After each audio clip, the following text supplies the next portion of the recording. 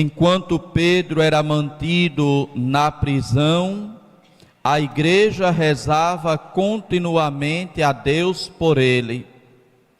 É aquilo, irmãos e irmãs, que nos informa os Atos dos Apóstolos neste momento tão difícil da vida de Pedro, quando ele está para imitar o seu mestre Jesus, agora entregando a sua vida, derramando o seu sangue para testemunhar a sua fé naquele que um dia ele proclamou desconhecer.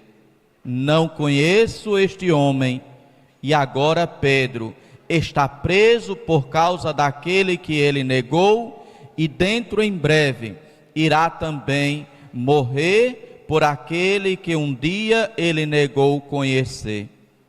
E a leitura nos mostra este momento difícil, não apenas da vida de Pedro, mas também da vida da igreja, que via aquele que o próprio Senhor escolheu acorrentado e preso também como seu mestre, tornando-se ele também um presidiário. Pedro segue Jesus que foi também um presidiário, preso pelo poder romano a partir da inveja das autoridades judaicas. Irmãos e irmãs, olhemos então para esta leitura deste momento difícil da vida de Pedro e algumas lições tiremos para nós, para a nossa caminhada. Nos diz aqui a leitura primeira: o rei Herodes prendeu alguns membros da igreja para torturá-los. Os que estavam presos, portanto, sabiam o que teriam que enfrentar. Teriam que passar pela tortura provocada, mandada pelo rei Herodes. Teriam que enfrentar a prisão, teriam que passar pela perseguição. Desde o início do cristianismo, ser discípulo de Jesus não é fácil. É preciso coragem para enfrentar as perseguições, coragem para enfrentar a tortura, coragem para passar pelas zombações que faz o mundo e os seus seguidores daqueles que seguem a Jesus. O rei Herodes prendeu alguns membros da igreja para torturá-los. Mandou matar à espada Tiago, irmão de João. A leitura já vai mostrando como a situação dos discípulos está perigosa. Alguns presos para serem torturados e outros já mortos à espada, como o apóstolo Tiago. E diz a leitura: vendo que isso agradava aos judeus, mandou também prender a Pedro. Não tinha nenhum motivo para eles serem presos. O único motivo era agradar aos judeus. Eles não tinham cometido crime algum. Seguir Jesus não era crime. Seguia, acreditava quem quisesse. Ninguém era obrigado a seguir Jesus, nem tampouco a acreditar que ele era o Messias. Mas acreditando, se colocava em uma situação de perigo. Não tinha crime. Eles não praticaram crime algum. O crime foi acreditar em Jesus Cristo. Herodes manda prender, não porque eles tenham feito algo de errado, mas porque prender agradava aos judeus. Herodes queria assim satisfazer aos desejos dos judeus. Por isso, deve-se sempre ter o cuidado quando se fala também sobre isto de prisão. deve ser algo que venha como consequência da justiça, da punição por algum crime que alguém tenha cometido e não para agradar este ou aquele. Herodes, vendo que isso agradava aos judeus, mandou também prender a Pedro. Pedro, que desde o início era tido como o cabeça do grupo, aquele que foi escolhido pelo próprio Senhor para estar à frente do grupo, para tomar a direção daquele grupo pequenino. A igreja, meus irmãos e minhas irmãs, não era uma multidão, era um grupinho de 12 homens medrosos até o dia de Pentecostes. Até o dia de Pentecostes eram homens medrosos. Quando aconteceu a vinda do Espírito Santo, o próprio livro dos Atos dos Apóstolos nos diz: estavam eles todos reunidos no mesmo lugar, com as portas fechadas por medo dos judeus. Eram 12 homens medrosos, com medo daquilo que poderia acontecer para eles, mas revestidos que foram do Espírito Santo, agora não têm mais medo, agora são capazes de tudo enfrentar, são capazes de passar pela prisão, são capazes de enfrentar a tortura, são capazes de ir para a morte de cabeça erguida e louvando ao Senhor, porque isto estava ali acontecendo, assim como fez o diácono Estevão. Jesus, recebe o meu espírito e perdoa a este mal que eles estão fazendo. Depois de Pentecostes, eram homens não mais cheios de medo, mas homens cheios do Espírito Santo, porque o Espírito Santo era necessário para dar a coragem para enfrentar os perigos da missão. Perigos que o próprio Senhor já tinha alertado aos seus discípulos: eis que vos envio como cordeiros para o meio de lobos. Jesus diz, portanto, e deixa o alerta: a missão é perigosa. Seguir Jesus exige coragem. Seguir Jesus é para quem tem coragem, é para quem tem fé, não é para qualquer um.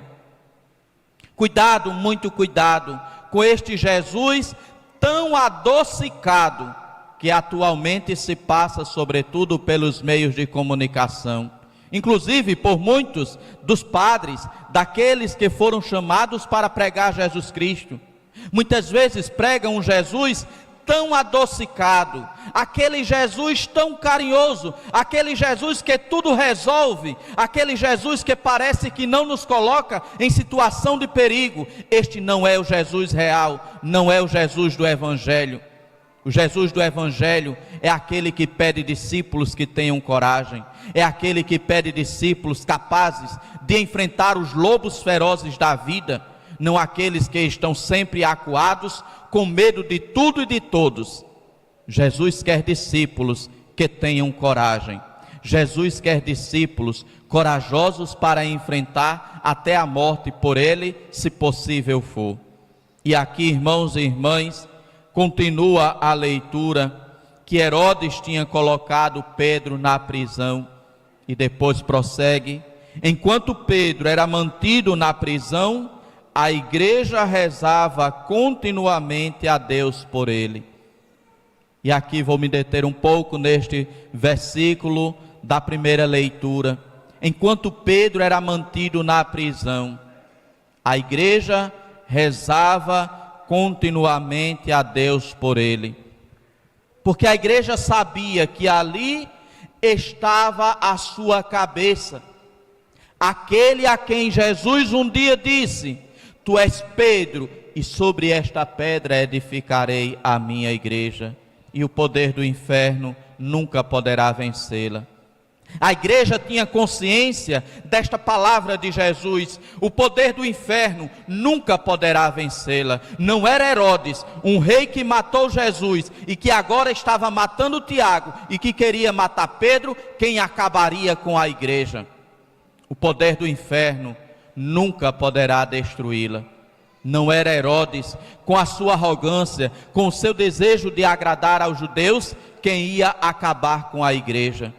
E a igreja, irmãos e irmãs, tinha em quem se sustentar: no próprio Deus, no próprio Jesus Cristo. Por isso que a igreja rezava continuamente a Deus por Pedro, para que Pedro, se morto fosse, continuasse firme, não voltasse atrás, não desistisse, não fizesse como naquela quinta-feira santa em que negou o Senhor por 3 vezes.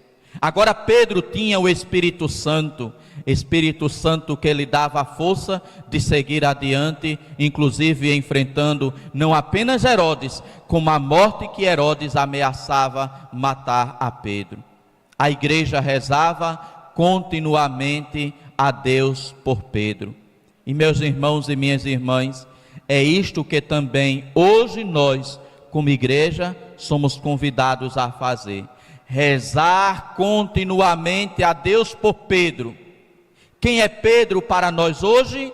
É o Papa Francisco, aquele que o Senhor escolheu para conduzir a sua igreja, para estar à frente da igreja, o sinal visível da unidade da igreja, aquele que foi escolhido pelo Senhor para colocar à frente do seu rebanho. Pedro, tu me amas? Era o evangelho de ontem. Apacenta as minhas ovelhas. Pedro tem que ter consciência de que as ovelhas não são dele, de Pedro. As ovelhas é de Cristo, o bom pastor. Mas ele, Pedro, recebeu a missão confiada pelo Senhor: apacenta as minhas ovelhas, apacenta os meus cordeiros. A missão de Pedro é apacentar, sabendo que o rebanho não é dele, sabendo que as ovelhas não são suas, as ovelhas são do Senhor. E este rebanho, que somos todos nós, que somos a igreja, devemos estar continuamente rezando também por aquele a quem o Senhor escolheu para os nossos tempos, para colocar à frente de sua igreja. Em cada Santa Missa, a igreja lembra, a igreja menciona e a igreja reza pelo Papa que está governando a igreja naquele momento, atualmente o Papa Francisco. Em cada Santa Missa, a igreja reza pelo Pedro atual, para que o Senhor lhe dê força, para que o Senhor lhe dê sabedoria, para que o Senhor o conduza em sua missão. Em cada momento, em cada instante, em cada hora, em cada minuto, em algum lugar do mundo está sendo celebrada uma Santa Missa. E em cada Santa Missa que é celebrada, o Papa é lembrado, pelo Papa se ora, pelo Papa se pede, pelo Papa se reza. Por isso esta palavra dos Atos dos Apóstolos de hoje continua valendo, pois a igreja reza continuamente a Deus por ele, nunca para de rezar a Deus por aquele a quem o Senhor confiou a missão de pastorear a igreja. E aqui, irmãos e irmãs, nos diz a leitura: enquanto Pedro era mantido na prisão. Meus irmãos e irmãs, o Papa, ele mora lá no Vaticano, ele mora lá no Palácio de Santa Marta, lá que é o local onde os papas ficam. Lá, meus irmãos e minhas irmãs, é de onde ele governa, administra toda a igreja. Só que esta, irmãos e irmãs, é uma visão até certo ponto bonita. Que coisa linda, que coisa maravilhosa. De lá da tumba de São Pedro, de lá da Basílica do Vaticano, ele governa toda a igreja, ele administra toda a igreja. Vejamos também pelo lado humano da realidade. Desde que foi eleito Papa, ele não pôde mais voltar para a sua Buenos Aires. Ele não pôde mais voltar para a sua casa.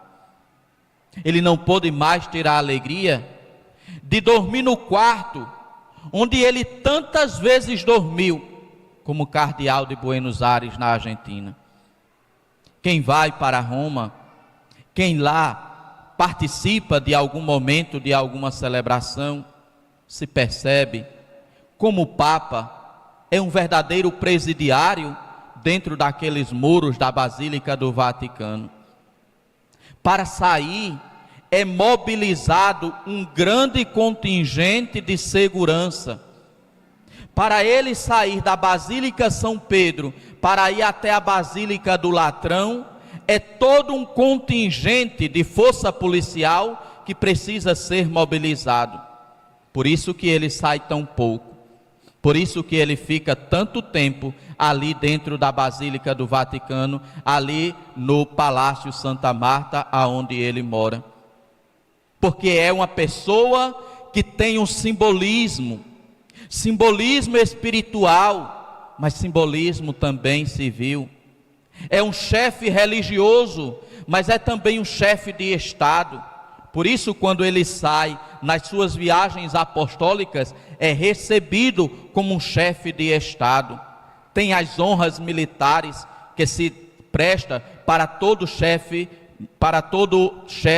de uma nação, porque ele é chefe de uma igreja, mas ele é também chefe de um Estado chamado Vaticano, um dos menores países do mundo, mas aquele país tão pequeno, é de lá que deve também rugir ou surgir a voz da igreja, a voz do Papa, a voz de Cristo no mundo atual. Meus irmãos e minhas irmãs, olhemos para esta realidade tão difícil do Papa, de ter que ficar ali, de ter que sair tão pouco daquele lugar pela missão que o Senhor lhe confiou, de ter que olhar para os problemas da igreja e resolver ele estes problemas da igreja. Dizia-se do Papa João 23, aquele que iniciou o Concílio Vaticano II, que quando as pessoas chegavam para ele para relatar os problemas que estavam acontecendo na igreja, ele durante a noite dizia e ficava pensando: amanhã eu vou falar com o Papa para ele resolver isso, sendo ele próprio Papa, era ele quem devia resolver. E imaginemos se muitas vezes resolver problema em uma paróquia, em uma comunidade, em um grupo é difícil, imagine resolver problemas de toda a igreja, da igreja no mundo inteiro. Meus irmãos e minhas irmãs, a gente pode ter uma experiência do que é esta prisão do Papa, sem estar com corrente alguma, sem estar atrás de grades alguma, não podendo sair lá daquele espaço onde ele mora, em função de tudo aquilo que já falei, do aparato policial de segurança que tem que ser envolvido em cada saída dele. Lembremos do que aconteceu com cada um de nós no tempo da pandemia. Como era difícil ficar dentro de casa. Como era difícil não poder sair de sua residência. Como tantas pessoas entraram em depressão por causa disso. Como tantas pessoas sofreram porque não podiam mais estar se deslocando de sua casa para todo e qualquer lugar que ia.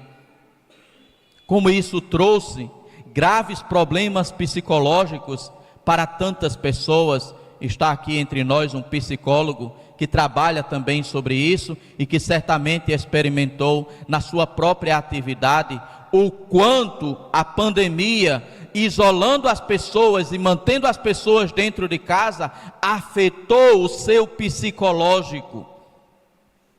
O Papa é alguém que não pode sair quando ele bem quer, quando ele bem entende. É alguém que pela sua missão, pela sua função e pela sua posição, tem que ficar ali, preso dentro daqueles muros do Vaticano. Entendamos então aquele convite que o Papa Francisco tantas vezes dirige a nós desde o início do seu pontificado: rezem por mim.